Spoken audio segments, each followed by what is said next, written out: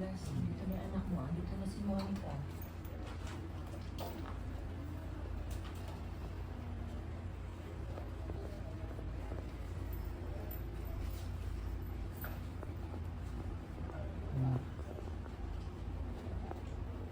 Pasensya na po ito pagkakapan sa tayo nakita ulit. Ano ko, ano pa ako sa silang.